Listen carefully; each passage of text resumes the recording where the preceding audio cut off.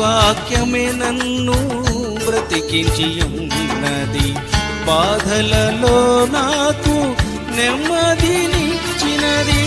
నీ మార్గములో నడిపించుచున్నావు, నీ మార్గములో నడిపించుచున్నావు.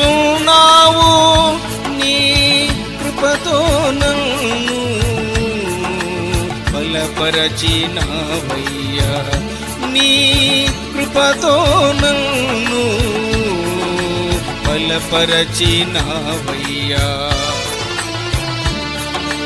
యేసయ్యా నిన్నే స్తుతిస్తాను, యేసయ్యా నీ పాటలే పాడుతా.